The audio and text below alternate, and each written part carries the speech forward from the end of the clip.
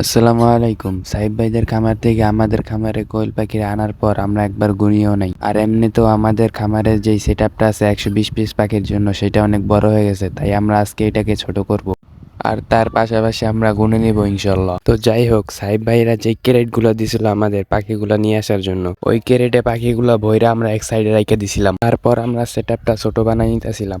সেটআপটা ছোট বানানোর পর আমরা লাইসোবিটের পানি আর ডক্সোবিটের পানি একসাথে মিক্স করে খাওয়াই দিছিলাম। আর এখন রাত হলে মোটামুটি একটা শীত আসে, তাই আমরা মাঝখানে একটা লাল বাতি লাগাই দিছিলাম। যাই হোক, আমরা 120 পিস পাখির জন্য সেটআপটা আগে থেকে একটু ছোট বানাই নিছি এবং নিচে আমরা কাঠের গুঁড়ি দিয়ে দিয়েছিলাম। তো যাই হোক, সাহিদ ভাইদের একটা জিনিস আমার খুবই ভালো লাগছে, সেটা হলো আমরা 120 পিস পাখি আনছি, ইনশাল্লাহ এক পিস পাখিও পুরুষ আসে নাই। আমরা 120 পিস পাখি ফিমেল চাইছি আর আমাদের 120 পিস পাখি ফিমেল আসছে। তাছাড়াও ভাইরা আমাদেরকে বলেই দিয়েছিল যে এক পিস পাখিও যদি পুরুষ যায় তাহলে আপনারা রিটার্ন করতে পারবেন ইনশাল্লাহ।